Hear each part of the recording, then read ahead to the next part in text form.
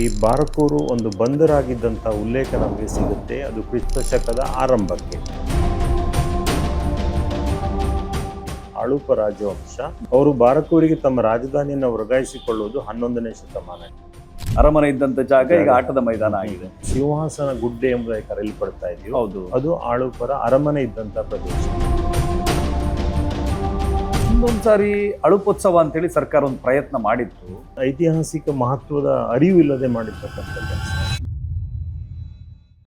ಈ ಪಂಚಲಿಂಗೇಶ್ವರ ದೇವಸ್ಥಾನ ಎನ್ನುವಂಥದ್ದು ಬಾರ್ಕೂರ್ನ ಪಟ್ಟದ ದೇವಸ್ಥಾನ ಅಂತೇಳಿ ಉಲ್ಲೇಖ ಆಗ್ತಾ ಇದೆ. ಬಾರಕೂರಿನ ಅತ್ಯಂತ ಪ್ರಾಚೀನ ದೇವಸ್ಥಾನವೇ ಈ ಪಂಚಲಿಂಗೇಶ್ವರ ದೇವಸ್ಥಾನ. ಇದು 8-9ನೇ ಶತಮಾನದ ಒಂದು ದೇವಸ್ಥಾನ. ದೇವಸ್ಥಾನದಲ್ಲಿರುವ ಶಾಸನಗಳು ಆ ದೇವಸ್ಥಾನದ ಇತಿಹಾಸವನ್ನು ಮಾತ್ರ ಅಲ್ಲ, ಇಡೀ ಬಾರಕೂರಿನ ಇತಿಹಾಸದ ಮೇಲೆ ಸ್ಪಷ್ಟ ಬೆಳಕನ್ನು ಚೆಲ್ತವೆ.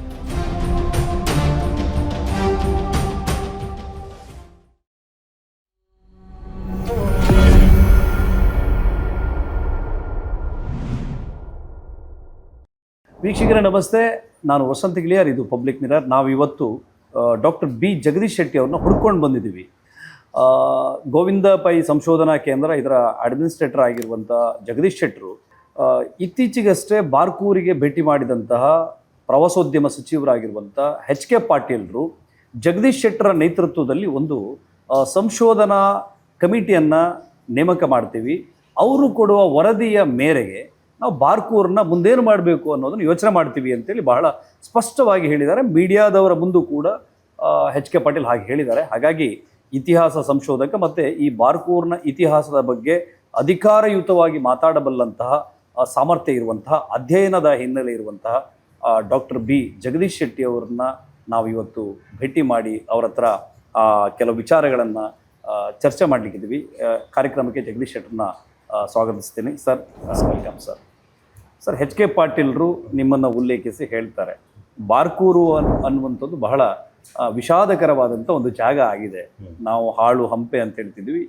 ಅದಕ್ಕಿಂತ ಹಿಂದಿನ ಪುರಾತನ ನಗರಿಯಾಗಿದ್ದಂಥ ಬಾರ್ಕೂರು ಟೋಟಲಿ ಸ್ಮ್ಯಾಶ್ ಆದಂಗೆ ಆಗಿದೆ. ಅಲ್ಲಿ ಕೆಲವು ಕಡೆ ಸಣ್ಣ ಸಣ್ಣ ಕುರುಹುಗಳಿವೆ. ಏನು ಅನ್ಸುತ್ತೆ ಸರ್ ನಿಮಗೆ ಬಾರ್ಕೂರು? ಬಾರ್ಕೂರು 2000 ವರ್ಷಗಳಷ್ಟು ಇತಿಹಾಸ ಇರತಕ್ಕಂಥ ಒಂದು ಪ್ರದೇಶ. ಇಷ್ಟೊಂದು ದೀರ್ಘವಾದಂಥ ಇತಿಹಾಸವನ್ನು ಹೊಂದಿರತಕ್ಕಂಥ ಬಾರ್ಕೂರು ಬೇರೆ ಬೇರೆ ರಾಜವಂಶಗಳ ಕಾಲದಲ್ಲಿ ಬಹಳ ವಿಜೃಂಭಣೆಯಿಂದ ಕೂಡಿದಂಥ ಒಂದು ನಗರ ಆಗಿತ್ತು. ಓಕೆ. ಈ ನಗರ ಇತ್ತೀಚಿನ ದಿನಗಳಲ್ಲಿ ತನ್ನ ಹಿಂದಿನ ವೈಭವನ ಕಳೆದುಕೊಂಡಿದೆ ಮಾತ್ರವಲ್ಲ, ಸಂಪೂರ್ಣ ನಿರ್ಲಕ್ಷ್ಯಕ್ಕೆ ಒಳಗಾಗಿದೆ. ಈ ನಿರ್ಲಕ್ಷ್ಯಕ್ಕೆ ಒಳಗಾಗಿರ್ತಕ್ಕಂಥ ಬಾರ್ಕೂರನ್ನು ಪುನರುಜ್ಜೀವನಗೊಳಿಸ್ತಕ್ಕಂಥ ಅವಶ್ಯಕತೆ ಇಂದು ಇದೆ. ಈ ನಿಟ್ಟಿನಲ್ಲಿ ಪ್ರಯತ್ನ ಆಗಬೇಕಾದಂಥದ್ದು ಅತಿ ಅಗತ್ಯ. ಈಗ ಬಾರ್ಕೂರು, ಅಳುಪುರು, ಹೊಯ್ಸಳರು, ವಿಜಯನಗರ ಸಾಮ್ರಾಟರು ಇವರೆಲ್ಲ ಆಳಿದ್ದಾರೆ ಅಂತ ಹೇಳ್ತಾರೆ. ದೀರ್ಘಕಾಲ ಬಾರ್ಕೂರನ್ನು ಆಳದಂಥ ರಾಜಮನೆತನ ಯಾವುದು? ಬಾರ್ಕೂರಿನ ಇತಿಹಾಸವನ್ನು ನಾವು ವಿಶ್ಲೇಷಿಸಿದರೆ ಬಾರ್ಕೂರಿಗೆ ಇತಿಹಾಸ ಪೂರ್ವಕಾಲದ ಒಂದು ಬೆಳವಣಿಗೆಯ ನಂಟು ಸಹ ಇದೆ. ಓಕೆ. ಸುಮಾರು 2,500 ವರ್ಷಗಳ ಹಿಂದಿನ ಕೆಲವು ದಾಖಲೆಗಳು ನಮಗೆ ಬಾರ್ಕೂರು ಹಾಗೂ ಸುತ್ತಮುತ್ತಲಿನ ಪ್ರದೇಶದಲ್ಲಿ ದೊರಕಿವೆ. ಅಂದರೆ ನೂತನ ಶಿಲಾಯುಗದ ಕೊಡಲಿಗಳು.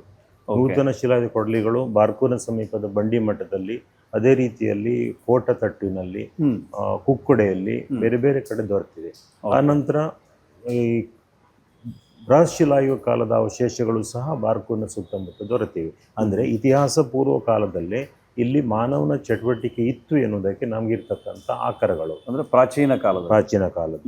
ಈಗ ಇತಿಹಾಸ ಕಾಲಕ್ಕೆ ಬರುವುದಿದ್ರೆ ಟಾಲೆಮಿಯ ಜಾಗ್ರಫಿಯಲ್ಲಿ ಹಾಗೂ ಪೆರಿಪ್ಲಸ್ ಆಫ್ ಎರಿಥ್ರಿಯನ್ ಸಿಯಲ್ಲಿ ಈ ಬಾರ್ಕೂರು ಒಂದು ಬಂದರಾಗಿದ್ದಂಥ ಉಲ್ಲೇಖ ನಮಗೆ ಸಿಗುತ್ತೆ. ಅದು ಕ್ರಿಸ್ತ ಶಕದ ಆರಂಭಕ್ಕೆ.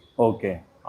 ಈ ಬಾರ್ಕೂರು ಒಂದು ರಾಜಕೀಯ ಸ್ಥಾನಮಾನವನ್ನು ಪಡೆದುಕೊಳ್ಳುವಂತಹದ್ದು ಆಳುಪ ರಾಜವಂಶ, ಈ ಕರಾವಳಿಯ ಒಂದು ಪ್ರಮುಖ ರಾಜವಂಶವಂತ ಆಳುಪ ರಾಜವಂಶ ಬಾರ್ಕೂರಿಗೆ ತಮ್ಮ ರಾಜಧಾನಿಯನ್ನು ವರ್ಗಾಯಿಸಿಕೊಂಡಾಗ. ಓಕೆ. ಅವರು ಬಾರ್ಕೂರಿಗೆ ತಮ್ಮ ರಾಜಧಾನಿಯನ್ನು ವರ್ಗಾಯಿಸಿಕೊಳ್ಳುವುದು 11ನೇ ಶತಮಾನ. ಅವರು ವರ್ಗಾಯಿಸಿಕೊಂಡ ನಂತರ ಬಾರ್ಕೂರು ಒಂದು ರಾಜಧಾನಿಯಾಗಿ ತನ್ನ ಬೆಳವಣಿಗೆಯನ್ನು ಕಾಣಲಿಕ್ಕೆ ಸಾಧ್ಯ ಆಯಿತು. ಆಳುಪರು ಇಲ್ಲಿ 1334ರವರೆಗೆ ಆಳ್ವಿಕೆಯನ್ನು ಮಾಡ್ತಾರೆ. ಆ ಕಾಲಕ್ಕೆ ಹಲವಾರು ರಾಜರುಗಳು ಇಲ್ಲಿ ಆಳ್ವಿಕೆಯನ್ನು ಮಾಡಿದಂಥ ಉಲ್ಲೇಖ ಇದೆ. ಅವರ ಕಾಲದಲ್ಲಿ ಈ ಬಾರಕೂರು ಆಡಳಿತದ ಅನುಕೂಲಕ್ಕಾಗಿ ವಿವಿಧ ವಿಭಾಗಗಳಾಗಿ ಕೇರಿಗಳಾಗಿ ವಿಂಗಡಿಸಲ್ಪಟ್ಟಿತ್ತು. ಓಕೆ. ಇದು ಆಳುಪರು ಇಲ್ಲಿ ಹೆಚ್ಚಿನ ಕಾಲ ಆಳ್ವಿಕೆಯನ್ನು ಮಾಡಿದಂಥ ಒಂದು ರಾಜವಂಶವಾಗಿ ನಮಗೆ ಇಲ್ಲಿ ಕಂಡು ಬರ್ತದೆ. ಹೆಚ್ಚಿನ ಒಂದು ಅಂದ್ರೆ 11ನೇ ಶತಮಾನದಿಂದ 13-14ನೇ ಶತಮಾನದವರೆಗೆ. ಓಕೆ. ಈಗ ಅಳುಪರ ಆಡಳಿತದ ಕುರುಹುಗಳು, ಅದನ್ನ ಸಾರುವಂತ ಶಾಸನಗಳು, ಆಳುಪರ ಅನೇಕ ಶಾಸನಗಳು ಬಾರ್ಕೂರ್ನಲ್ಲಿವೆ. ಅದಲ್ಲದೆ ಆಳುಪರ ರಾಜಧಾನಿಯಾಗಿದ್ದಂಥ ಪ್ರದೇಶ ಈಗ ಏನು ಸಿಂಹಾಸನ ಗುಡ್ಡೆ ಎಂಬುದಾಗಿ ಕರೆಯಲ್ಪಡ್ತಾ ಇದೆಯೋ, ಹೌದು, ಅದು ಆಳುಪರ ಅರಮನೆ ಇದ್ದಂಥ ಪ್ರದೇಶ. ಓಕೆ. ಅದು ಕೋಟೆಯ ಕುರುಹುಗಳಿವೆ, ಅಲ್ಲಿ ಸುತ್ತಲೂ ಕಂದಕ ಐತೆ. ಈಗಲೂ ಇದೆಯಾ ಕಂದಕ? ಇದೆ, ಕಂದಕ ಇದೆ. ಆದ್ರೆ ಈಗ ತುಂಬಾ ಅತಿಕ್ರಮಣ ಆದದ್ದನ್ನು ನಾವು ಆಗಿದೆ. ಕೆಲವರು ಲ್ಯಾಂಡ್ ಅಕ್ವೈರ್ ಮಾಡಿದ್ದಾರೆ, ಕೆಲವರು ಅಲ್ಲಿ ಸುತ್ತಮುತ್ತಲಿನ ಜನರು ಅಕ್ವೈರ್ ಮಾಡ್ಕೊಂಡಾಗಿ ಕೋಟೆಯ ಕುರುಹು, ಅದ್ರ ಒಳಗಡೆ ಜಾಗ ಇದೆ. ಅದು ಸಹ ಆಟದ ಮೈದಾನ ಆಗಿ ಉಪಯೋಗಿಸಲ್ಪಡ್ತಾ ಇದೆ ಈಗ. ಓಕೆ. ಅರಮನೆ ಇದ್ದಂತ ಜಾಗ ಈಗ ಆಟದ ಮೈದಾನ ಆಗಿದೆ. ಸರ್, ಹಿಂದೊಂದ್ಸಾರಿ ಅಳುಪೋತ್ಸವ ಅಂತೇಳಿ ಸರ್ಕಾರ ಒಂದು ಪ್ರಯತ್ನ ಮಾಡಿತ್ತು. ಆ ನಂತರ ಅದು ಯಾಕೋ ಅದು ಮುಂದುವರಿಸಲಿಲ್ಲ. ಅಳುಪೋತ್ಸವದ ಏನು ಅದರ ಔಟ್ಪುಟ್? ಅಳುಪೋತ್ಸವ ಬಹಳ ಚೆನ್ನಾಗಿ ಮಾಡಿದ್ರು. ಆದ್ರೆ ಈ ಅಳುಪೋತ್ಸವ ಮಾಡಿದಂತ ಕಾರಣದಿಂದ ಕೆಲವೊಂದು ಐತಿಹಾಸಿಕ ಕುರುಹುಗಳು ನಮಗೆ ಮಾಯವಾದದ್ದನ್ನು ನಾವು ಕಾಣ್ತೇವೆ. ಮಾಯ ಆಗಿದೆ.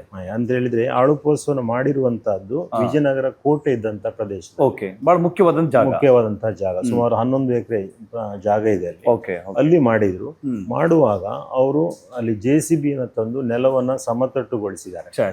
ಹಾಗೆ ಮಾಡುವಾಗ ಉತ್ಖನನಕ್ಕೆ ಯೋಗ್ಯವಾಗಿದ್ದಂತ ಕೆಲವು ಜಾಗಗಳು ಹಾಳಾದ್ದನ್ನು ಕಾಣ್ತೇವೆ.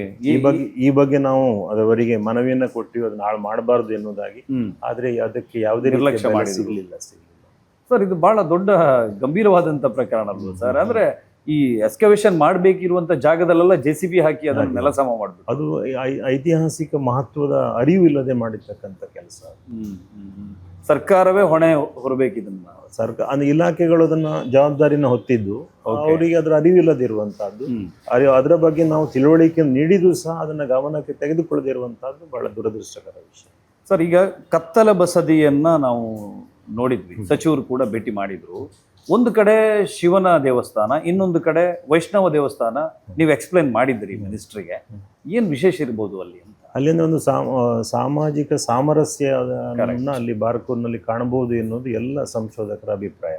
ಒಂದೇ ಸ್ಥಳದಲ್ಲಿ ಜೈನ, ಶೈವ, ವೈಷ್ಣವ ದೇವಸ್ಥಾನಗಳು ಇರುವಂತಹದ್ದು. ಹೌದು. ಅಲ್ಲಿ ಅದು ಅಲ್ಲದೆ ಈ ಜೈನ ಬಸದಿ ಏನಿದೆಯೋ ಅದು ಬಹಳ ಪ್ರಾಚೀನ ಬಸದಿ. 1408-9ರಲ್ಲಿ ಮಾಡಲ್ಪಟ್ಟಂತ ಬಸದಿ. ಅಲ್ಲಿ 24 ತೀರ್ಥಂಕರ್ ಇರ್ತಕ್ಕಂಥ ಚವೀಸರ ಮಂಟಪ ಇದೆ. ಅಲ್ಲಿ ತೀರ್ಥಂಕರ ಮೂರ್ತಿ ಈಗ ಇಲ್ಲ, ಆದ್ರೆ ಅದು ಹಾಳಾಗಿದೆ. ಶಿವ ದೇವಾಲಯವಿದೆ. ಶಿವ ದೇವಾಲಯದಲ್ಲಿ ಪೂಜೆ ಇಲ್ಲ. ಅದು ನಂದಿ ಇರುವುದರಿಂದ ಶಿವ ದೇವಾಲಯ ಗುರುತಿಸಲಿಕ್ಕೆ ಸಾಧ್ಯ ಆಗಿದೆ. ಆಚೆ ವೈಷ್ಣವ ದೇವಾಲಯ ಅನ್ನೊಂದು ಹೊರಗಡೆ ದ್ವಾರಪಾಲಕರು ಜಯ ವಿಜಯ ಇದ್ದಾರೆ, ಅದರಿಂದ ಹೇಳಲಿಕ್ಕೆ ಸಾಧ್ಯ ಆಗಿದೆ. ಅದು ಇನ್ನೂ ಒಂದು ವಿಶೇಷ ಅಂತ ಹೇಳಿದ್ರೆ, ಈ ಬಾರಕೂರಿನ ಎಲ್ಲ ಶಾಸನಗಳಲ್ಲಿ 10 ಕೇರಿಯ ನಾರಾಯಣ ಎನ್ನುವಂತ ಒಂದು ಉಲ್ಲೇಖ ಬರ್ತದೆ. ಓಕೆ. ಒಂದೊಂದು ಕೇರಿಗೆ ಒಂದೊಂದು ದೇವಸ್ಥಾನ, 10 ಕೇರಿ ಒಟ್ಟಿಗೆ ನಾರಾಯಣ ದೇವಸ್ಥಾನ. ಓಕೆ. ಆ ನಾರಾಯಣ ದೇವಸ್ಥಾನ ಯಾವುದು ಎನ್ನುವುದನ್ನ ಐಡೆಂಟಿಫೈ ಮಾಡಲಿಕ್ಕೆ ಕಷ್ಟ ಆಗಿದೆ. ಆದ್ರೆ ದಿವಂಗತ ಡಾಕ್ಟರ್ ವಸಂತ್ ಶೆಟ್ಟಿ ಅವರು ತಮ್ಮ PhD ಥೀಸಿಸ್ ನಲ್ಲಿ ಹಾಗೂ ಇನ್ನು ಕೆಲವು ಲೇಖನಗಳಲ್ಲಿ ಈ ಶಾಸನಗಳ ಬೇರೆ ಬೇರೆ ಆಕಾರಗಳನ್ನು ಉಪಯೋಗಿಸಿಕೊಂಡು ಈ ಚೌಳಿಕೇರಿಯಲ್ಲಿರುವಂತಹ ವೈಷ್ಣವ ದೇವಾಲಯ ಏನಿದೆಯೋ ಅದು 10 ಕೇರಿ ನಾರಾಯಣ ಇರಬಹುದು ಎನ್ನುವ ಒಂದು ಅಭಿಪ್ರಾಯವನ್ನು ವ್ಯಕ್ತಪಡಿಸಿದ್ದಾರೆ. ಅದು ಅವರ ಅಭಿಪ್ರಾಯ. ಅದಕ್ಕೆ ಇನ್ನೂ ಹೆಚ್ಚಿನ ಸಂಶೋಧನೆ ಆಗಬೇಕಂತ. ಈಗ ಬಾರ್ಕೂರನ್ನ ಸಂರಕ್ಷಿಸಬೇಕಾದಂಥದ್ದು ತುರ್ತು. ಆ ಕಾರಣಕ್ಕೆ ಸಚಿವರು ಬಂದರು. ಇನ್ನೊಂದು ಕಾರಣ ಪಂಚಲಿಂಗೇಶ್ವರ ದೇವಸ್ಥಾನವನ್ನ ಭೇಟಿ ಮಾಡುವಂಥದ್ದು ಇತ್ತು. ಈ ಪಂಚಲಿಂಗೇಶ್ವರ ದೇವಸ್ಥಾನ ಎನ್ನುವಂಥದ್ದು ಬಾರ್ಕೂರ್ನ ಪಟ್ಟದ ದೇವಸ್ಥಾನ ಅಂತೇಳಿ ಉಲ್ಲೇಖ ಆಗ್ತಾ ಇದೆ. ಅಲ್ಲಿದೇನು ವೈಶಿಷ್ಟ್ಯ? ಬಾರ್ಕೂರ್ನ ಅತ್ಯಂತ ಪ್ರಾಚೀನ ದೇವಸ್ಥಾನ ಈ ಪಂಚಲಿಂಗೇಶ್ವರ ದೇವಸ್ಥಾನ. ಇದು 8-9ನೇ ಶತಮಾನದ ಒಂದು ದೇವಸ್ಥಾನ. ಇದರ ಶೈಲಿಯನ್ನ ಅನುಸರಿಸಿ ದಿವಂಗತ ಡಾಕ್ಟರ್ P. ಗುರುರಾಜ್ ಭಟ್ ಅವರು ಇದು 8-9ನೇ ಶತಮಾನ ಎನ್ನುವುದಾಗಿ ಬಹಳ ಸ್ಪಷ್ಟವಾಗಿ ಹೇಳ್ತಾರೆ. ಅಂದ್ರೆ ಅದು ಈ ಚಾಲುಕ್ಯ ಶೈಲಿಯ ಒಂದು ಇನ್ಫ್ಲುಯೆನ್ಸ್, ಐಹೊಳೆಯ ದೇವಸ್ಥಾನದ ಇನ್ಫ್ಲುಯೆನ್ಸ್ ಅದು.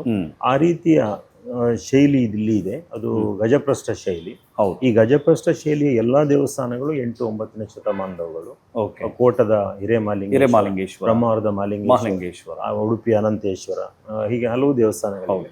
ಅವೆಲ್ಲವೂ ಸಹ ಗಜಪ್ರಸ್ಥ ಶೈಲಿಯಲ್ಲಿ ಇವೆ. ಅದು ಈ ಪಂಚಲಿಂಗೇಶ್ವರ ದೇವಸ್ಥಾನ ಬಹಳ ಪ್ರಾಮುಖ್ಯವಾಗಿರುವಂತಹದ್ದು. ಅದು ಅಲ್ಲದೆ ಈ ಶಾಸನಕ್ಕೆ ನಮಗೆ ಅತಿ ಪ್ರಾಚೀನ ಐತಿಹಾಸಿಕ ದಾಖಲೆ ಅಂದರೆ 1040ರ ಒಂದು ಶಾಸನ. ಅದರಲ್ಲಿ ಆಳುಪ ಶಾಸನ ಅದು, ಅಲ್ಲಿ ಇದರ ಉಲ್ಲೇಖ ಬರುತ್ತೆ. ಇನ್ನು ಈ ಪಂಚಲಿಂಗೇಶ್ವರ ದೇವಸ್ಥಾನದ ಒಟ್ಟಿಗೆ ಇನ್ನೊಂದು ಮಾಲಿಂಗೇಶ್ವರ ದೇವಸ್ಥಾನ ಇದೆ ಒಟ್ಟಿಗೆ. ಮಾಲಿಂಗೇಶ್ವರ ದೇವಸ್ಥಾನ ನಂತರದ ನಿರ್ಮಾಣ, ಅದು ಚತುರಸ್ರ ಶೈಲಿಯಲ್ಲಿದೆ. ಇದು ಗಜಪ್ರಸ್ಥ ಶೈಲಿಯಲ್ಲಿದೆ. ಅದಲ್ಲದೆ ಇಲ್ಲಿ ಸೂರ್ಯ ವಿಗ್ರಹ ಇದೆ, ಗಣೇಶನ ವಿಗ್ರಹ ಇದೆ. ಎಲ್ಲವೂ ಸಹ ಪ್ರಾಚೀನ ಎನ್ನುವುದಾಗಿ ಗುರುರಾಜ್ ಭಟ್ರು ಮೂರ್ತಿ ಶಿಲ್ಪದ ಆಧಾರದ ಮೇಲೆ ಅಭಿಪ್ರಾಯ ಪಡ್ತಾರೆ. ಓಕೆ. ಅಲ್ಲಿ ಒಂದು ರೇವಂತ ಅಂತ ಹೇಳಿ, ರೇವಂತ ಒಂದಿದೆ. ಅಲ್ಲಿಗೆ ಪಂಚಲಿಂಗೇಶ್ವರ ದೇವಸ್ಥಾನದ ವಿಶೇಷ ಅಂತ ಹೇಳಿದ್ರೆ ಅದು ಕಾಲದಿಂದ ಕಾಲಕ್ಕೆ ವಿಸ್ತರಣೆಗೊಂಡಿದೆ, ಡೆವಲಪ್ ಆಗ್ತಾ. ಚಾಲುಕ್ಯರ ಶೈಲಿಯ ಪ್ರಭಾವ ಇದೆ. ಅದೇ ರೀತಿಯಲ್ಲಿ ಅಲ್ಲಿ ವಿಜಯನಗರ ಶೈಲಿಯ ಪ್ರಭಾವ ಇದೆ, ಭುವನೇಶ್ವರಿ ವಿಜಯನಗರ ಶೈಲಿಯ ಪ್ರಭಾವ ಇದೆ. ಅದು ಬೇರೆ ಬೇರೆ ಕಾಲಕ್ಕೆ ಅದು ವಿಸ್ತರಣೆಗೊಂಡಿದೆ ದೇವಸ್ಥಾನ. ಅಂದ್ರೆ ಹಿಂದಿನ ಕಾಲದಲ್ಲಿ ದೇವಸ್ಥಾನ ಎನ್ನುವಂತಹದ್ದು ಬರೇ ಒಂದು ಧಾರ್ಮಿಕ ಕೇಂದ್ರ ಆಗಿರದೆ ಸಾಮಾಜಿಕ ಕೇಂದ್ರವೂ ಆಗಿತ್ತು. ಬೇರೆ ಬೇರೆ ಕಾರ್ಯಕ್ರಮಗಳಲ್ಲಿ ನಡೀತಾ ಇದ್ವು. ಹಾಗಾಗಿ ಈ ಒಂದು ದೇವಸ್ಥಾನದಲ್ಲಿ ಜಾಗದ ಅವಶ್ಯಕತೆಯಿಂದಾಗಿ ಅದು ವಿಸ್ತರಣೆಗೊಂಡಿರುವಂತ ಸಾಧ್ಯತೆ ಇದೆ. Okay okay. ಬಹಳ ಪ್ರಾಚೀನವಾದಂಥ ದೇವಸ್ಥಾನ ಬಾರ್ಕೂರ್ನದ್ದು ಪಂಚಲಿಂಗೇಶ್ವರ ದೇವಸ್ಥಾನ. ಅಂದ್ರೆ ಅದು ಪುನರುತ್ಥಾನ ಆಗೋದಕ್ಕಿಂತ ಹಿಂದೂ ಕೂಡ ಅಲ್ಲಿ ಒಂದು ದೇವಸ್ಥಾನದ ಕುರುಹುಗಳಿದ್ದಿರಬಹುದು, ಅಥವಾ ಅದನ್ನ ಮತ್ತೆ ಡೆವಲಪ್ ಮಾಡಿರಬಹುದು. ಅದು ಅಲ್ಲಿನ ಒಂದು ದಂತಕಥೆಯ ಪ್ರಕಾರ ಅದು ಅಲ್ಲಿ ಮೂರ್ತಿಯನ್ನು ತಂದ ಮಾರ್ಕಂಡೇಯ ಮುನಿಗಳು. ಹಾಗಾಗಿ ದೇವಸ್ಥಾನ ಮಾರ್ಕಂಡೇಶ್ವರ ಎಂಬುದಾಗಿ ಅಲ್ಲಿ ಶಾಸನದಲ್ಲಿ ಉಲ್ಲೇಖ ಬರ್ತದೆ. ಅಲ್ಲಿ ಬಾರ್ಕೂರ್ನಲ್ಲಿ ತುಂಬಾ ಶಾಸನಗಳನ್ನ ಪಂಚಲಿಂಗೇಶ್ವರ ದೇವಸ್ಥಾನದಲ್ಲಿ ಇಟ್ಟಿದ್ದಾರೆ. ಎದುರುಗಡೆ ವಿಶಾಲವಾದಂತ ಒಂದು ಪುಷ್ಕರಣಿ ಸಹ ಇದೆ. ಆ ದೇವಸ್ಥಾನದಲ್ಲಿರುವ ಶಾಸನಗಳು ಆ ದೇವಸ್ಥಾನದ ಇತಿಹಾಸವನ್ನು ಮಾತ್ರ ಅಲ್ಲ, ಇಡೀ ಬಾರ್ಕೂರ್ನ ಇತಿಹಾಸದ ಮೇಲೆ ಸ್ಪಷ್ಟ ಬೆಳಕನ್ನು ಚೆಲ್ತವೆ. ಇನ್ನು ಈ ದೇವಸ್ಥಾನದ ಎದುರುಗಡೆ ಕೆರೆ ಉಂಟಲ್ಲ, ಬಾರ್ಕೂರ್ನ ಒಂದು ವಿಶೇಷ ಅಂತ ಹೇಳಿದ್ರೆ ಎಲ್ಲಾ ದೇವಸ್ಥಾನದಲ್ಲಿ ಬಹಳ ವಿಶಾಲ ಎಕರೆಗಟ್ಟಲೆ ಇರ್ತಕ್ಕಂಥ ಕೆರೆಗಳು. ಆ ಕೆರೆಗಳು ದೇವಸ್ಥಾನದ ಪುಷ್ಕರಣಿಯಾಗಿ ಮಾತ್ರ ಅಲ್ಲ, ಊರಿನ ಜನರಿಗೆ ಬೇಸಾಯಕ್ಕೆ ಅನುಕೂಲವಾಗುವಂತಹ ನೀರಾವರಿ ವ್ಯವಸ್ಥೆಯನ್ನು ಈ ಕೆರೆಗಳು ಒದಗಿಸ್ತಾ ಇದ್ವು. ನೀರು ಅದಕ್ಕೆ ಹೋಗ್ತಕ್ಕಂಥ ವ್ಯವಸ್ಥೆಯು ಸಹ ಕೆರೆಯಲ್ಲಿ ಇದೆ, ಈಗಲೂ ಸಹ ನೋಡಬಹುದು. ಅಲ್ಲಿ ಇನ್ನೊಂದು, ಈ ಎಲ್ಲ ಬಾರ್ಕೂರ್ನ ಕೆರೆಗಳನ್ನ ಹೂಳೆತ್ತಿ ಅದನ್ನ ರಿಪೇರಿ ಮಾಡಿದ್ರೆ ಖಂಡಿತಕ್ಕೂ ದೇವಸ್ಥಾನಕ್ಕೂ ಒಂದು ಭೂಷಣ. ಅದರೊಂದಿಗೆ ಅದು ಬಾರ್ಕೂರಿನ ನೀರಿನ ಮಟ್ಟವನ್ನ, ಈ ಬಾವಿಗಳ ನೀರಿನ ಮಟ್ಟವನ್ನು ಹೆಚ್ಚು ಮಾಡಲಿಕ್ಕೆ ಅದು ಬಹಳ ಒಂದು ಉಪಯುಕ್ತವಾದ ಕೆಲಸ. Okay okay okay. ಅಲ್ಲಿ ಬಾರ್ಕೂರ್ನಲ್ಲಿ ಮುಖ್ಯವಾಗಿ ನೋಡಿದ ತಕ್ಷಣ ನಮಗೆ ಎದುರಿಗೆ ಕಾಣಿಸುವಂಥದ್ದು ಕಲ್ಲು ಚಪ್ರ. ಅದು ಯಾವ ಕಾರಣಕ್ಕೆ ಅದನ್ನ ಬಿಲ್ಡ್ ಮಾಡಿರಬಹುದು? ಅದು ವಿಜಯನಗರ ಕಾಲದ ಲಕ್ಷಣಗಳು ಅದರಲ್ಲಿ ಇವೆ. ವಿಜಯನಗರ ಆ ಶೈಲಿ ಇದೆ. ಅದು ಸ್ಪಷ್ಟವಾಗಿ ಇಂಥ ಸಮಯದಲ್ಲಿ ನಿರ್ಮಾಣ ಆಯಿತು ಅಂತ ಹೇಳೋದು ಕಷ್ಟ. ವಿಜಯನಗರ ಶೈಲಿಯನ್ನು ಕಾಣಬಹುದು. ಲೇಟೆಸ್ಟ್ ಪಂಚಲಿಂಗೇಶ್ವರ ದೇವಸ್ಥಾನದ ರಥೋತ್ಸವ ಸಂದರ್ಭದಲ್ಲಿ ಉತ್ಸವ ಮೂರ್ತಿಯನ್ನು ತಂದು ಅಲ್ಲಿ ಇಡುವುದನ್ನು ಕಾಣುತ್ತೇವೆ. ಅದನ್ನ ರಥಬೀದಿ ಎಂಬುದಾಗಿ ಕರೀತಾರೆ. ಓಕೆ ಸರ್, ನಾವು ಪ್ರತ್ಯೇಕವಾಗಿ ಪ್ರತಿಯೊಂದು ಸಬ್ಜೆಕ್ಟನ್ನು ಮತ್ತೆ ನೋಡ್ತಾ ಹೋಗೋಣ. ಇಲ್ಲಿ ಮುಖ್ಯವಾಗಿ ಲೇಟೆಸ್ಟ್ ಡೆವಲಪ್ಮೆಂಟ್ಸ್ ಅಂತ ಹೇಳಿದರೆ, ಸಚಿವರು ಹೇಳ್ತಾರೆ ನಿಮ್ಮ ನೇತೃತ್ವದಲ್ಲಿ ಒಂದು ಕಮಿಟಿಯನ್ನು ಮಾಡಬೇಕು ಅಂತೇಳಿ. ಭಾಳ ಆಶಾದಾಯಕವಾದಂಥ ಬೆಳವಣಿಗೆ. ಯಾಕಂದರೆ ಈ ಹಿಂದೆ ಬಾರ್ಕೂರ್ನ ಬಗ್ಗೆ, ಅದರ ಪುನರುತ್ಥಾನದ ಬಗ್ಗೆ, ಅಂದರೆ ಅದನ್ನು ಸಂರಕ್ಷಣೆ ಮಾಡುವುದರ ಬಗ್ಗೆ ನೀವು ಮತ್ತು ನಿಮ್ಮ ಸಹೋದರರು ಅವರು ಕೂಡ ಬಹಳ ದೊಡ್ಡ ಕೆಲಸವನ್ನು ಮಾಡಿದ್ದಾರೆ. ಹಿಂದೆ ಒಂದು ಸಾರಿ ಎಕ್ಸ್ಕವೇಷನ್ ಆಗಬೇಕು ಅಂತೇಳಿ ನೀವು ಕೆಲಸ ಮಾಡಿದಿರಿ. ಅದು ಏನಾಯ್ತು ನಡುವೆ, ಯಾಕೆ ಅದು ನಿಲ್ತು? ಅಲ್ಲಿ ಎಕ್ಸ್ಕವೇಷನ್ ಆಗಿರುವಂತಹದ್ದು ವಿಜಯನಗರ ಕೋಟೆಯಲ್ಲಿ. ಓಕೆ. ಅಲ್ಲಿ 3 ವರ್ಷ ಎಕ್ಸ್ಕವೇಷನ್ ಆಗಿದೆ. ಅದನ್ನು ನಡೆಸಿದವರು MH Krishna institute of Indology ಅಂತ. ಓಕೆ. ಡಾಕ್ಟರ್ ಎಸ್ ನಾಗರಾಜ್ ಅವರ ನೇತೃತ್ವ. ಯಾವ ಸರ್ಕಾರ ಅದನ್ನ? ಅದು ಆವಾಗ ಸರ್ಕಾರ. ಓಕೆ. ಅದು ಅವರ ಆರ್ಕಿಯಾಲಜಿ ಡಿಪಾರ್ಟ್ಮೆಂಟ್ ಅವರಿಗೆ ಸಹಕಾರವನ್ನು ನೀಡಿದ್ರು. ಓಕೆ. ಅಲ್ಲಿ 3 ವರ್ಷ ನಂತರ ಅವರಿಗೆ ಮುಂದುವರಿಸಲಿಕ್ಕೆ ಸಾಧ್ಯ ಆಗಲಿಲ್ಲ ಯಾವುದೋ ಕಾರಣಕ್ಕೆ. ಏನು ಆರ್ಥಿಕವಾದ ಸಮಸ್ಯೆ ಇದು, ಖರ್ಚು ತುಂಬಾ ಬರ್ತದೆ. ಹೌದೌದು. ಆದ್ರೆ ಅದನ್ನ ಇನ್ನೂ ಉತ್ಖನನ ಆಗಬೇಕಾದಂಥ ಸ್ಥಳಗಳು ಕೋಟೆ ಒಳಗಡೆ ಇದ್ದು, ಆದರೆ ಮಾಡ್ಲಿಕ್ಕೆ ಆಗಲಿಲ್ಲ ಅವರಿಗೆ. ಈಗಲಾದರೂ ಅದನ್ನು ಪುನಃ ಎಕ್ಸ್ಕವೇಷನ್ಗೆ ಬಾರ್ಕೂರ್ನ ಎತ್ಕೊಳ್ಬಹುದು. ಎಕ್ಸ್ಕವೇಷನ್ ಅಲ್ಲಿ ಮಾತ್ರ ಅಲ್ಲ, ಈ ಆಳುಪ ಪ್ಯಾಲೇಸ್ ಇದ್ದ ಜಾಗದಲ್ಲಿ ಎಕ್ಸ್ಕವೇಷನ್ ಆಗಬೇಕು. ಸಿಂಹಾಸನ ಗುಡ್ಡೆ. ಈ ಸಿಂಹಾಸನ ಗುಡ್ಡೆಗೆ ವಿಕ್ರಮಾದಿತ್ಯ ಮತ್ತೆ ಬೇತಾಳನ ಕಥೆಯನ್ನ ಕನೆಕ್ಟ್ ಮಾಡ್ತಾರೆ. ಅದಕ್ಕೆ ನಾವು ಐತಿಹಾಸಿಕ ದಾಖಲೆಯನ್ನು ಈಗ 6ನೇ ವಿಕ್ರಮಾದಿತ್ಯನ ಉಲ್ಲೇಖ ಕೂಡ ಬರ್ತದೆ. ಅಲ್ಲಿ ಸಿಂಹಾಸನ ಗುಡ್ಡೆ ಅಂತ ಹೇಳಿದ್ರೆ ಅಲ್ಲಿ ಸಿಂಹಾಸನ ಇತ್ತ, ಸಿಂಹಾಸನ ಗುಡ್ಡೆ ಅಂತ ಹೇಳಿದ್ರು ಅದು ಆಳುಪ ಸಿಂಹಾಸನ ಇದ್ದಂತ ಪ್ಯಾಲೇಸ್ ಇದ್ದಂತ ಅದು ಸಿಂಹಾಸನ ಗುಡ್ಡೆ ಎನ್ನುವ ಹೆಸರನ್ನು ಪಡ್ಕೊಂಡು. ಓಕೆ. ಈಗ ಸರ್, ಈಗ ಪ್ರವಾಸೋದ್ಯಮ ಸಚಿವರ ಮೂಲಕ ಒಂದು ಕಮಿಟಿ ನಿರ್ಮಾಣ ಆದರೆ ನಿಮ್ಮ ಮುಂದಿರುವಂಥ ಯೋಜನೆಗಳು ಏನು ಅಂತ? ಅಲ್ಲಿ ಮೊದಲನೇದಾಗಿ ಬಾರ್ಕೂರ್ನಲ್ಲಿ ತುಂಬಾ ಐತಿಹಾಸಿಕ ಅವಶೇಷಗಳು ಹಾಳಾಗ್ತವೆ, ಅಲ್ಲಲ್ಲಿ ಬಿದ್ದು ಬೇರೆ ಬೇರೆ ಕಾರಣಗಳಿಗೆ ಹಾಳಾಗ್ತಾ ಇವೆ. ಅವುಗಳನ್ನ ಒಂದೆಡೆ ಸಂಗ್ರಹಿಸುವಂತ ಒಂದು ವಸ್ತು ಸಂಗ್ರಹಾಲಯ ಅಲ್ಲಿ ಆಗ್ಬೇಕು ಬಾರ್ಕೂರ್. ಓಕೆ. ವಸ್ತು ಸಂಗ್ರಹ, ಬಯಲು ವಸ್ತು ಸಂಗ್ರಹ, ಮ್ಯೂಸಿಯಂ ಆಗ್ಲೇಬೇಕು ಅಂತ ಇದನ್ನ ನಾವು ಯಾವಾಗ್ಲೂ ಹೇಳ್ತಾ ಇದ್ದೇವೆ. ಮ್ಯೂಸಿಯಂ ಆಗ್ಬೇಕು. ಇನ್ನು ಬಾರ್ಕೂರಿನ ದೇವಸ್ಥಾನಗಳ ಕೆರೆಗಳೇನಿದ್ದ ವಿಶಾಲವಾದ ಕೆರೆಗಳು ಅವುಗಳ ಪುನರುತ್ಥಾನ ಆಗ್ಬೇಕು. ಪುನರುತ್ಥಾನ ಆಗ್ಬೇಕು. ಅವುಗಳನ್ನ ಸಂಪೂರ್ಣವಾಗಿ ಹೂಳೆತ್ತಿ ಅದನ್ನ ಸಂರಕ್ಷಿಸಬೇಕು. ಇನ್ನು ಅದು ಕಾಂಟ್ರಾಕ್ಟ್ ಪ್ರಾಜೆಕ್ಟ್ ಅಲ್ಲ, ಪುನರುತ್ಥಾನ, ಅದು ಮರುಸೃಷ್ಟಿ ಆಗಬೇಕು. ಇನ್ನು ಆ ರೀತಿ ಆದಾಗ ಈ ಜಲಮಟ್ಟವನ್ನ ಬಾರ್ಕೂರಿನ ಸುತ್ತಮುತ್ತ ಜಲಮಟ್ಟವನ್ನು ಹೆಚ್ಚಿಸಲಿಕ್ಕೆ ಒಂದು ಸಹಕಾರಿಯಾಗ್ತದೆ. ಇನ್ನು ಬಾರ್ಕೂರ್ನಲ್ಲಿ ಒಂದು ಎಲ್ಲ ಸರ್ವೆ ಮಾಡಿ ಎಲ್ಲ ದೇವಸ್ಥಾನಗಳಲ್ಲಿ ಅತಿಕ್ರಮಣ ಆಗಿದ್ರೆ ಅದನ್ನೆಲ್ಲವನ್ನ ಪುನಃ ವಾಪಸ್ ಪಡ್ಕೊಳ್ಳುವಂತ ಕೆಲಸ. ಇನ್ನು ಈ ಅಲ್ಲಿ ನಾವು ಈ ಇದೇನಾಗುತ್ತೆ ಅಂತ ಹೇಳಿದ್ರೆ ನಾವು ರೆಸ್ಟೋರೇಷನ್ ಅಂತ ಮಾಡ್ತಾರೆ ಆರ್ಕಿಯಾಲಜಿ ಡಿಪಾರ್ಟ್ಮೆಂಟ್. Restoration work. ಈಗ ಹಾಳಾಗಿರ್ತಕ್ಕಂಥ ಟೆಂಪಲ್ನ ಭಾಗಗಳನ್ನ ಪುನಃ ರಿಪೇರಿ ಮಾಡಿ ಅದನ್ನ ಸುಸ್ಥಿತಿಗೆ ತರುವಂತ ಜೀರ್ಣೋದ್ಧಾರ ಅಲ್ಲ, ರೆಸ್ಟೋರೇಷನ್ ರಿನೋವೇಷನ್ ಅಲ್ಲ, ಆ ಕೆಲಸವನ್ನ ಮಾಡಬಹುದು. ಇನ್ನು ಬಾರ್ಕೂರ್ನಲ್ಲಿ ರಸ್ತೆಗಳ ಅಗಲೀಕರಣ ಆಗ್ಬೇಕಲ್ಲಿ. ರಸ್ತೆಗಳು ಬಹಳ ಇದಿರೋದ್ರಿಂದ ಟೂರಿಸ್ಟ್ಗಳಿಗೆ ಬರುವವರಿಗೆ ಕಂಜೆಸ್ಟೆಡ್ ಪ್ರಾಬ್ಲಮ್. ಬಾರ್ಕೂರ್ ಹೆದರಿ ಬಿಡ್ತಾರೆ.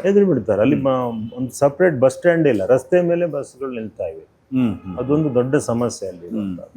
ಇನ್ನು ಬರ್ತಕ್ಕಂಥ ಪ್ರವಾಸಿಗರ ಅನುಕೂಲಕ್ಕಾಗಿ ಅಲ್ಲಿ ಶೌಚಾಲಯಗಳ ವ್ಯವಸ್ಥೆ ಆಗ್ಬೇಕು ಬೇರೆ ಕಡೆ. ಇನ್ನು ಸಾಧ್ಯ ಆದ್ರೆ ಅಲ್ಲಿ ನಾವು ಟೂರಿಸ್ಟ್ ಗೈಡ್ಗಳನ್ನ, ಬಾರ್ಕೂರ್ನ ಇತಿಹಾಸವನ್ನ ಬಲ್ಲಂತಹ ಟೂರಿಸ್ಟ್ ಗೈಡ್ಗಳನ್ನ ನೇಮಕ ಮಾಡಿದ್ರೆ ಬಂದವರಿಗೆ ಒಂದು ಇನ್ಫಾರ್ಮೇಶನ್ ಕೊಡ್ಲಿಕ್ಕಾಗುತ್ತೆ. ಆದ್ರೆ ಫಲಕಗಳಿವೆಯಾ ಅಲ್ಲಿ? ಫಲಕಗಳು ಏನು ಇಲ್ಲ ಅಲ್ಲಿ. ಇನ್ನೊಂದು ಅಂತ ಹೇಳಿದ್ರೆ ಈ ಟೂರಿಸ್ಟ್ ಗೈಡ್ಗಳ ಸಹಾಯ ಇಲ್ಲದೆಯೂ ಸೆಲ್ಫ್ ಎಕ್ಸ್ಪ್ಲನೇಟರಿ ಆಗಿ ಈ ದೇವಸ್ಥಾನಗಳನ್ನ ಪರಿಚಯಿಸುವಂತ ಕೆಲಸ ಮಾಡ್ಲಿಕ್ಕೆ ನಾವು ಪ್ರತಿಯೊಂದು ದೇವಸ್ಥಾನದಲ್ಲಿ ಆ ದೇವಸ್ಥಾನದ ಇತಿಹಾಸ ಸಂಬಂಧಪಟ್ಟಂತ ಫಲಕಗಳನ್ನು ಹಾಕ್ಬಹುದು, ಅಧಿಕೃತವನ್ನು ಹಾಕ್ಬಹುದು. ಇನ್ನು ಅಲ್ಲಿ ಏನೇನು ಶಾಸನಗಳಿವೆಯೋ ಆ ಶಾಸನಗಳ ಪ್ರತಿಯನ್ನ ಪ್ರದರ್ಶಿಸುವಂತ ವ್ಯವಸ್ಥೆಯನ್ನ ಮಾಡಬಹುದು. ಅಲ್ಲಿ ಎಲ್ಲ ಕೆಲವು ದೇವಸ್ಥಾನದಲ್ಲಿ ಆಗಿದೆ, ಉಪ್ಪುಂದ ದೇವಸ್ಥಾನದಲ್ಲಿ ನಾವು ಅದನ್ನು ಮಾಡಿದ್ದೇವೆ. ಅದೇ ರೀತಿ ಬೇರೆ ಬೇರೆ ದೇವಸ್ಥಾನದವರು ಅವರಿಗೆ ಸಂಬಂಧಪಟ್ಟ ಶಾಸ್ತ್ರಗಳನ್ನು ಪ್ರದರ್ಶಿಸಿದ್ರೆ ಅವುಗಳನ್ನು ಜನರು ಓದಿ ತಿಳ್ಕೊಳ್ಳೋರು, ಆಸಕ್ತಿ ಇದ್ದವರಿಗೆ, ಅನುಕೂಲ ಇದ್ದವರು ತಿಳ್ಕೊಳ್ಳಿಕ್ಕೆ ಸಾಧ್ಯ ಆಗುತ್ತೆ. ಇದನ್ನೆಲ್ಲ ಮಾಡ್ಬೋದು. ಇನ್ನೂ ಹೆಚ್ಚಿನ ಸಲಹೆಯನ್ನ ಯಾರು ಕೊಡ್ತಾರೋ ಅದನ್ನು ಅನುಭವಿಸಿಕೊಂಡು ನಾವು ಅದನ್ನ ಮಾಡ್ತೀರಿ ಅಂತ ಹೇಳ್ತಿದ್ದೀರಿ. ಈ ಬಾರ್ಕೂರಿನ ಬಗ್ಗೆ ನಾವು ಏನೊಂದು ಬೆಳವಣಿಗೆ ಆಗಿದೆಯೋ ಆ ಬೆಳವಣಿಗೆ ಪ್ರಯುಕ್ತ ಅದು ಸೀರಿಯಸ್ ಆಗಿ ಅದು ಆಗ್ಬೇಕು ಅನ್ನೋದು ನನ್ನ ಆಸೆ. ಅದನ್ನು ಇನ್ನೂ ಹೆಚ್ಚು ಕಾಲಹರಣ ಅದರಲ್ಲಿ ಆಗಬಾರ್ದು.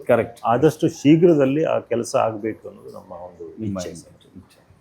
ಥ್ಯಾಂಕ್ ಯು ಸರ್, ನಿಮ್ಮ ಸಮಯವನ್ನು ಕೊಟ್ಟಿದ್ದಕ್ಕೆ ತುಂಬ ಥ್ಯಾಂಕ್ ಯು. ಇನ್ನಷ್ಟು ನಿಮ್ಮ ಜೊತೆ ನಾವು ಬಾರ್ಕೂರ್ನ ಬಗ್ಗೆ ಚರ್ಚೆ ಮಾಡ್ತೀವಿ. ಕೆಲವು ಸಾಧ್ಯ ಆದರೆ ಕೆಲವು ಜಾಗಗಳಲ್ಲೇ ನಿಂತು ವೀಕ್ಷಕರಿಗೆ ತೋರಿಸುವಂಥ ಪ್ರಯತ್ನವನ್ನು ಮಾಡೋಣ ಸರ್. ಅದು ಈಗ ಬಾರ್ಕೂರ್ ನಮಗೆ ಇಷ್ಟೊಂದು ಕೆಲಸ ಏನು ಆಗ್ತಾ ಇದೆ, ಅದಕ್ಕೆ ನಿಮ್ಮಂಥ ಆಸಕ್ತರು, ನಿಮ್ಮಂಥ ಉತ್ಸಾಹಿಗಳಿಂದಾಗಿ ಇದು ಆಗ್ತಾ ಇದೆ ಅನ್ನೋದು ನನಗೆ ಭಾಳ ಸಂತೋಷದ ವಿಷಯ. Thank you sir, thank you sir. ವೀಕ್ಷಕರೇ ನೋಡಿದ್ರಲ್ಲ, ಇದಿಷ್ಟೇ ಅಲ್ಲ, ಇನ್ನಷ್ಟು ಇದೆ. ಈಗ ಡಾಕ್ಟರ್ ಜಗದೀಶ್ ಶೆಟ್ಟಿ ಅವರ ಹತ್ರ ಬೇಕಾದಷ್ಟು ದಿನಗಟ್ಟಲೆ ಅದರ ಬಗ್ಗೆ ಎಕ್ಸ್ಪ್ಲೈನ್ ಮಾಡುವಷ್ಟು ಮಾಹಿತಿ ಇದೆ. ಈ ಹಿಂದೆ ಕಾಲೇಜು ವಿದ್ಯಾರ್ಥಿಗಳಿಗೆ ಅಥವಾ ಸಾಹಿತಿಗಳಿಗೆ ಅದನ್ನು ವಿವರಗಳನ್ನು ನೀಡುವಂಥ ಪ್ರಯೋಗವನ್ನು ಇವರು ಮಾಡಿದ್ದಾರೆ. ಆದರೆ ಈ ಪ್ರಯತ್ನಕ್ಕೆ ಸರ್ಕಾರ ಅಥವಾ ಪ್ರಭುತ್ವ ಸಹಕಾರವನ್ನು ಕೊಟ್ಟರೆ ನಿಜವಾಗಿಯೂ ಬಾರ್ಕೂರ್ನ ಸಂರಕ್ಷಣೆ, ಪುರಾತನವಾದಂಥ ನಗರಿ, ಬಹಳ ವಿಶಿಷ್ಟವಾದಂಥ ಉಲ್ಲೇಖಗಳಿವೆ, ಶಾಸನಗಳಿವೆ, ಆಧಾರಗಳಿವೆ. ಇವತ್ತು ಅದೆಲ್ಲವೂ ಹಲವು ವಿಚಾರಗಳನ್ನು ನೋಡಿದರೆ ಎಲ್ಲವೂ ಕೂಡ ನಾಶವಾಗಿದೆ ಅಂತ ಹೇಳಲಿಕ್ಕೆ ಆಗದಿದ್ರೂ ಕೂಡ ಬಹಳ ಮುಖ್ಯವಾದಂಥ ಅಲ್ಲಿನ ವಸ್ತುಗಳು, ಶಾಸನಗಳು ಕೂಡ ನಾಶ ಆಗಿವೆ. ಅದನ್ನೆಲ್ಲವನ್ನು ನಾವು ಮುಂದಿನ ದಿನಗಳಲ್ಲಿ ಹಂತ ಹಂತವಾಗಿ ನಿಮಗೆ ತಿಳಿಸ್ತಾ ಹೋಗ್ತೀವಿ. ಅಲ್ಲಿಯ ತನಕ ಒಂದು ಬ್ರೇಕ್ ಇರಲಿ, ಮತ್ತೆ ಸಿಗೋಣ. ನಮಸ್ಕಾರ.